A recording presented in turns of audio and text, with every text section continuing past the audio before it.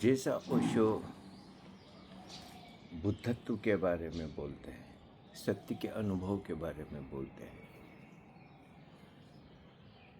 जो अनुभव उनको हुआ और वैसा अनुभव अतीत में इस पृथ्वी पर अनेकों को हुआ। वो एक आधार है जो हमें इंटेलेक्चुअली बौद्धिक रूप से पता चलता है कि वो अनुभव क्या होता है। अब अनुभव तो वो इतना विराट है कि जब होता तभी होता है। उसके पहले तो हम सिर्फ जितना ओशो हमें समझा गए, जितना ओशो हमें अभिव्यक्त कर गए और हमारी जितनी क्षमता थी उतना हमने उसको ले लिया।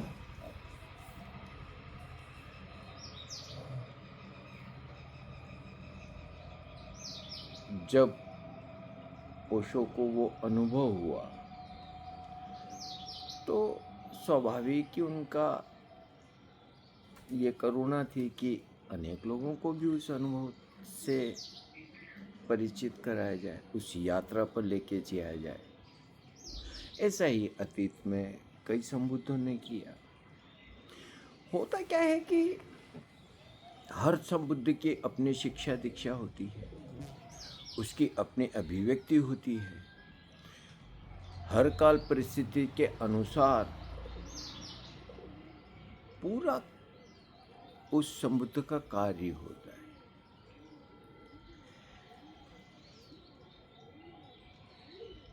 और फिर बहुत बड़ी बात होती है कि हर बुद्ध, हर संबुद्ध ये भी देखता है कि पूर्व में हुए संबुद्धों ने जिस तरीके से कार्य किया, जो संदेश दिया, जिस तरीके के लोग उनके पास इकट्ठे हुए और कालांतर में उसका फायदा कितना हुआ और उसका नुकसान कितना हो गया। तो हर एक संबुद्ध के लिए अतीत का एक अनुभव होता है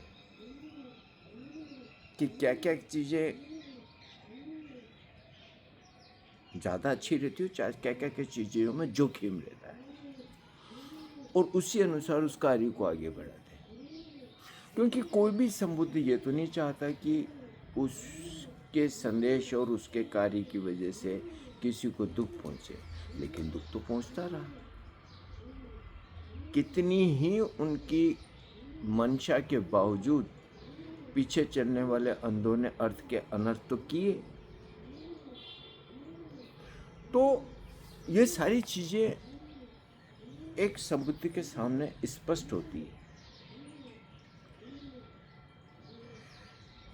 फिर जो लोग इकट्ठे होते हैं या जिन लोगों को अपना अनुभव वो बांटना चाहते हैं, वो लोग भी महत्वपूर्ण हैं। उनकी भाषा, उनकी जीवन शैली, उनकी समझ,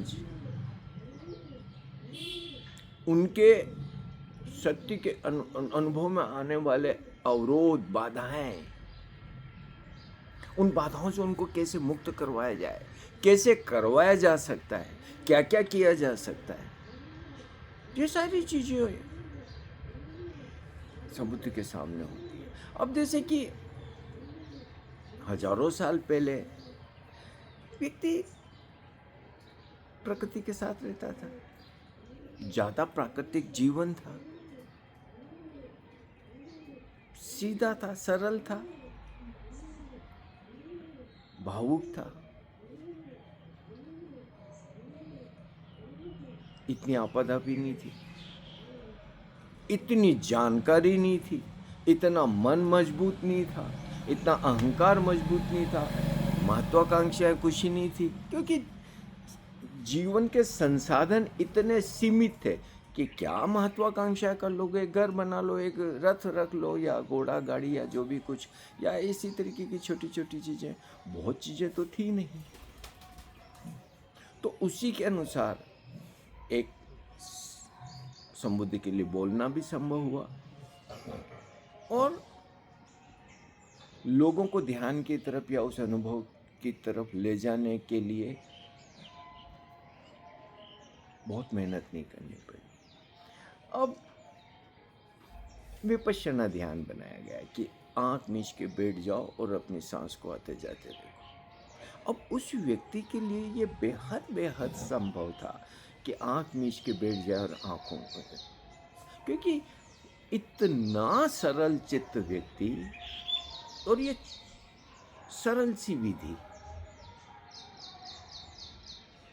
सहज सी विधि कारगर हो जाती है। लेकिन आज के मानव को देखो, इतना महत्वाकांक्षी, इतना अहंकारी, इतनी मन की जटिलता है, दुनिया भर की जानकारियां, दुनिया भर की वासनाएं, रोज जानकारियों की बाढ़ आई हुई।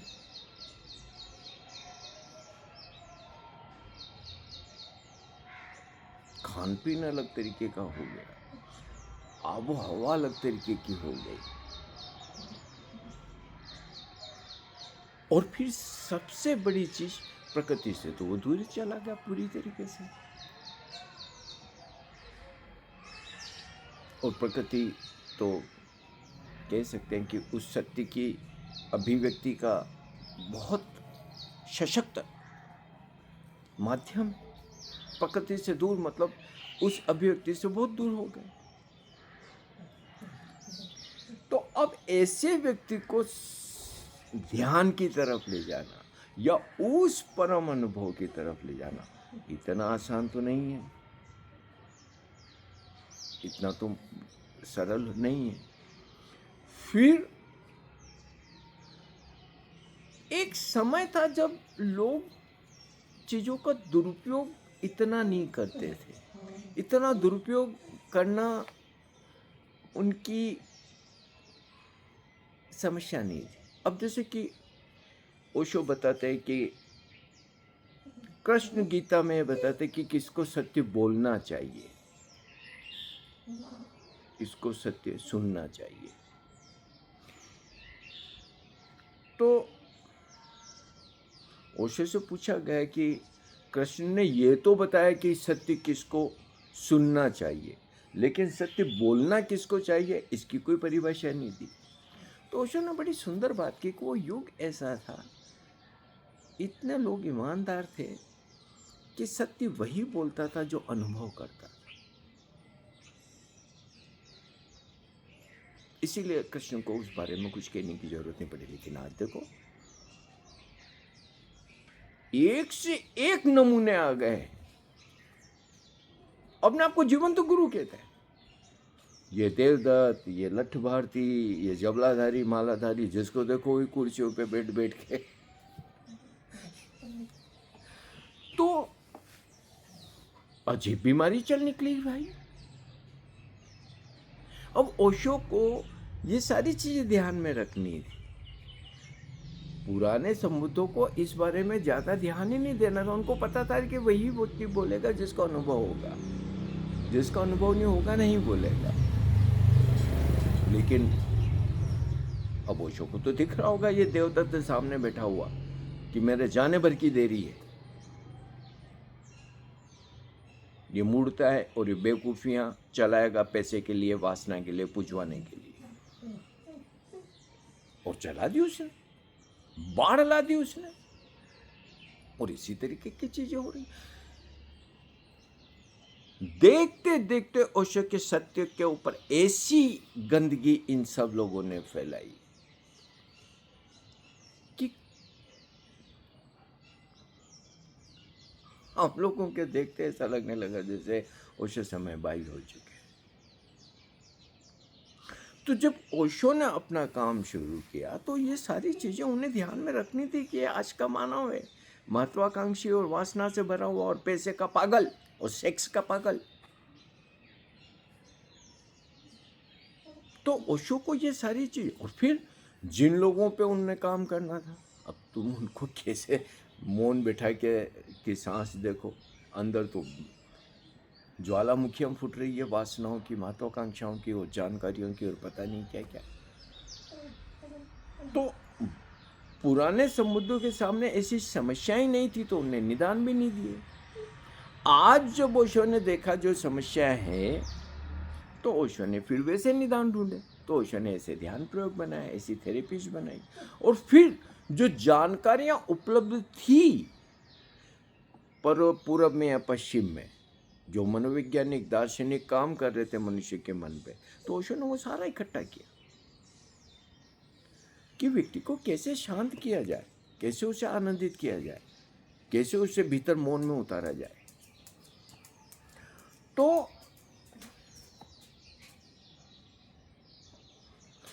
अब ओशो ने अपने काम की शुरुआत में धीरे धीरे धीरे धीरे, क्योंकि अचानक से तो नई चीज़ नहीं रखी जा सकती, कितने लोगों को समझ आएगी। तो उनने संन्यास भी दिया और कीर्तन भी करवाए, और जो भी पुरानी हमारी आदतें रही, धर्म के नाम पे हमारी जो कंडीशनिंग रही उसको, लेकिन ओशो धीरे धीरे हमें आगे बढ़ाते ले गए, परिपक्व करते गए, इंटेलिजेंट करते गए, और पुरानी चीज़ों से अपने को मुक्त कराते गए, क्योंकि वो चीज़ें ओशो को नहीं करवानी, कतई नहीं करवानी। एक व्यक्ति आराम से रहे, अपने काम धंधा करे, कपड़े जो भी अपना सामान्य जीवन जैसे सब है वैसा रहे, और ध्यान भी करे। इतनी सी तो बात। ये अलग से दिखने की बीमारी ही खतरनाक बीमारी है, मानसिक बीमारी। ये जबले पहन के और ये ओशो जैसे टोपे पहन के दाढ़ियाँ बढ़ा के, और ये महिलाएं जो, ये मानसिक विकृत लोग हैं यार। इनसे ध्यान की और बुद्धत्व की तो क्या बात करो। ये विकृत लोग हैं जो विकृति फैला रहे। तो ओशो ने जो संन्यास दिया, अब पूर्व के बुद्धों के लिए ये ऐसा संन्यास संभव था जहाँ कि कुछ लोग अगर जाके साधना में लग जाए तो समाज उनके खाने पीने की व्यवस्था कर सकता था, इतनी बड़ी समस्या नहीं थी। आज तो अपनी ही व्यवस्था करना व्यक्ति के लिए मुश्किल पड़ रहा है, तो वो दूसरे को कहाँ खिलाएगा पिलाएगा। तो ओशो ने भी संसार में रहो, अपना अपना जो भी जिम्मेदारी उसको पूरा करो और ध्यान भी करो। तो ओशो ने आज के मानव और आज की स्थिति परिस्थिति के अनुसार अपने पूरे कार्य को डिजाइन किया।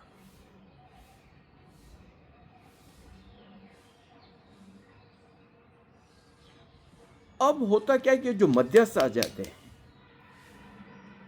ये अपने ढंग से चीजों का विश्लेषण करने लगते हैं, इसीलिए ये जहरीले हो गए, बेहद घातक। क्योंकि ओशो ने तो जो काम, अब ओशो अपनी ऊंचाई से जो चीजों को डिजाइन कर रहे हैं, जो उनने डिजाइन की, वैसा ये जो भी एक से एक क्या समझेंगे। लेकिन वही मैं ओशो के ऐसे साथ रहा, मैंने ऐसे ओशो से मिला, मेरी ओशो से ऐसी रिश्तेदारी, ये वो, और उसके नाम पे फिर अपनी मूर्ता है, जो गलीच गंदगियां कंडीशनिंग उनके थी वो सब। नाम ओशो का, बातें ओशो की, और सरान सारी उनकी पुरानी सड़ी गली कंडीशनिंग की, जिससे ओशो हमें पूरी तरह से मुक्त करना चाहते। तो ओशो के पूरे कार्य को फिर उसी गंदगी में लेके चले गए ये देवदत्त और ये आरामी सब।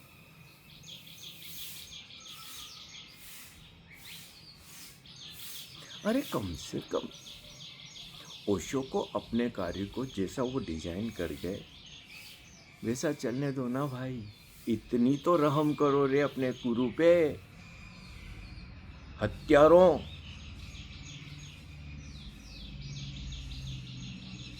लेकिन है हत्यारे, ये बहुत बड़े हत्यारे, ये बहुत बड़े हत्यारे हैं। वो कितने ही ओशो के नजदीकियां बताए और रिश्तेदारियां बताए और पता नहीं क्या क्या बताए, लेकिन हत्यारे हैं जो हम लोगों के देखते आज ओशो के संदेश का गला घोट है।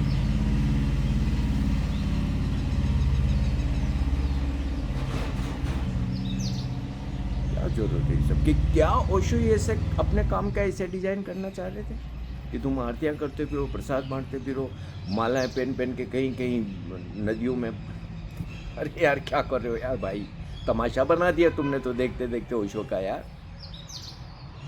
ओशो ने ऐसी तो डिजाइन नहीं चाहिए थी ना। छोटे छोटे हमारे सहारे देके जैसे जैसे हम परिपक्व होते गए वो सारे हमसे लेते चले गए, फिर हम छोड़ गए एक सहज संसार में जैसे लोग हैं वैसे। और जो फर्क वो ध्यान का फर्क, जीने का फर्क, इंटेलिजेंस का फर्क। ओशो ने कहा ना कि तुम अपने प्रेम से, अपने इंटेलिजेंस से, अपनी क्रिएटिविटी से, अपने होश से पहचाने जाओ कि तुम मेरे सन्यासी हो। ये जबले पहनने की जरूरत नहीं है। मैं बार बार इसीलिए बात को कहता हूँ कि बाहरी आवरण उन्हीं लोगों को करने पड़ रहे हैं जिनके भीतर कुछ नहीं घटा, कुछ नहीं घटा, दीवार ये है भीतर से, इसीलिए इतने रंग रोगन करने पड़ रहे हैं। ये रंग रोगन ही बता रहे भीतर से लकवाग्रस्त लोग, सावधान रहिए इन लकवाग्रस्त लोगों से। ओशो के कार्य को उसी तरीके से चलने दीजिए जैसा ओशो डिजाइन करके, जैसा ओशो चाहते थे। इतनी सी तो रहम कर रहे देवदत्त, लठ भारती, रिंग मास्टर, जबलाधारी, मालाधारी, इतनी तो रहम कर यार, इतनी तो रहम कर ओशो पे। हमारे चैनल को सब्सक्राइब करें, लाइक करें, शेयर करें।